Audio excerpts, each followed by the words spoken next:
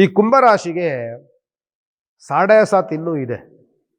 ಇನ್ನು ಒಂದು ವರ್ಷಗಳ ಕಾಲ, 1.5 ವರ್ಷಗಳ ಕಾಲ ಸಾಡೆ ಸಾತ್ ಇದೆ ನಿಮಗಿನ್ನು.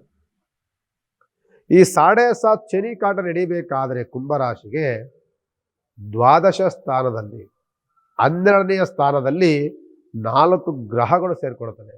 ಈ 4 ಗ್ರಹಗಳು ಎಲ್ಲ ಮನೆಯನ್ನ ಒಂದು ರೀತಿಯಾದಂಥ ಗೊಂದಲಗಳನ್ನು ಸೃಷ್ಟಿ ಮಾಡಿಬಿಟ್ಟಿದೆ.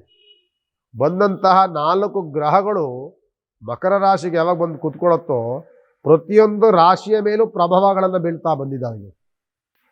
ಈ ಕುಂಭರಾಶಿಗೂ ಸಹ ಇದರ ಪ್ರಭಾವ ಜಾಸ್ತಿ ತಟ್ಟುತ್ತೆ. ದ್ವಾದಶ ಸ್ಥಾನ ಅಂದರೆ ಕೆಟ್ಟ ಸ್ಥಾನ ಅಂತ. ಆ ಕೆಟ್ಟ ಸ್ಥಾನದಲ್ಲಿ ಕೂತ್ಕೊಳ್ಳುವಂಥದ್ದೇ ಕುಜಗ್ರಹ. ಕುಜಗ್ರಹ ಬಂದಲ್ಲಿ ಕುಂತ್ಕೊಂಡ ಅಂತ ಅಂದರೆ ಕೋಪದ ವಾತಾವರಣ ಜಾಸ್ತಿ, ಆರೋಗ್ಯದಲ್ಲಿ ಅನಾರೋಗ್ಯಗಳು ಕಾಡುವಂಥದ್ದು ಜಾಸ್ತಿ, ಕುಟುಂಬದಲ್ಲಿ ಅನಾರೋಗ್ಯ ಪೀಡಿತರನ್ನಾಗಿ ಮಾಡುವಂಥದ್ದು ಜಾಸ್ತಿ, ದೇಹದ ಒಳಭಾಗದಲ್ಲಿ ಗೌಪ್ಯ ಕಾಯಿಲೆಗಳನ್ನು ತಂದೊಡ್ಡುವಂಥದ್ದು ಜಾಸ್ತಿ ಈ ಕುಜಗ್ರಹ. ಅದರಿಂದ ಈ ಕುಜಗ್ರಹ ಬಂದಾಗ ನಾವು ಭಯವನ್ನು ಪಡ್ತೀವಿ. ಯಾಕೆ ಅಂತಂದರೆ ಹೊರಗಡೆ ಕಂಡಂಥ ಕಾಯಿಲೆಗಳನ್ನು ಹೆಂಗೆ ಬೇಕಾದ್ರೂ ಔಷಧಿಯನ್ನು ಕೊಟ್ಟು ಹುಷಾರು ಮಾಡ್ಕೊಳ್ಬೋದು.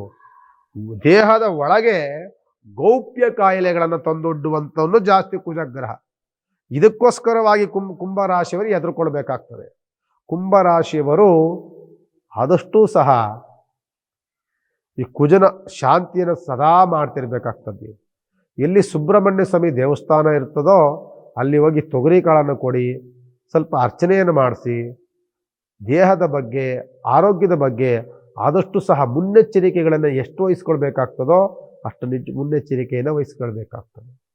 ಮತ್ತು ಕುಂಭರಾಶಿಯವರಿಗೆ ಅದೇ ದ್ವಾದಶ ಸ್ಥಾನದಲ್ಲಿ ಬುಧಗ್ರಹನೂ ಇರ್ತಾರೆ.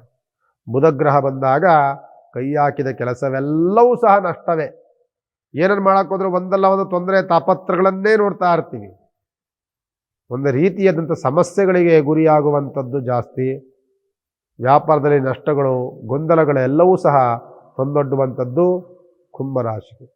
ನಮ್ಮ ಜೀನಿ ಸ್ಲಿಮ್ನ ಯೂಸ್ ಮಾಡಿ 8 ತಿಂಗಳಲ್ಲಿ 55 kg ಸಣ್ಣ ಆಗಿದ್ದಾರೆ. ಜೀನಿ ಸ್ಲಿಮ್ ತಗೊಂಡು ಈಗ ಫಿಟ್ ಆಗಿದ್ದೀನಿ ಅಂತ ಔಟ್ ಸೈಡ್ ತಿನ್ನೋದ್ ಬದಲು ಇದನ್ನ ತಗೊಂಡ್ರೆ ನಾವು ಸಣ್ಣ ಆಗ್ಬೇಕಂತ ಜಿಮ್ಮಿಗೆಲ್ಲ ಹೋಗ್ತೀವಿ, ರಿಸ್ಕ್ ತಗೋತೀವಿ. ಎನರ್ಜಿ ಡ್ರಿಂಕ್ ಆಗಿ ನಾವು ಜೀನಿ ಸ್ಲಿಮ್ ತಗೊಂಡ್ರೆ ಒಳ್ಳೆ ರಿಸಲ್ಟ್ ಬರುತ್ತೆ. ಮತ್ತೆ ಅದರಿಂದ ಯಾವ್ದು ಸೈಡ್ ಎಫೆಕ್ಟ್ ಇಲ್ಲ, ಎಲ್ಲ ಆರ್ಗ್ಯಾನಿಕ್. ಬೇಗ ಸಣ್ಣ ಆಗ್ತೀರಾ, ಫ್ಯಾಟ್ ಲಾಸ್ ಆಗ್ತದೆ, ಮತ್ತೆ ಸ್ಕಿನ್ ಗ್ಲೋ ಕೊಡ್ತದೆ, ಮತ್ತೆ ತುಂಬಾ ಎನರ್ಜಿ ಆಗಿರ್ತೀರಾ.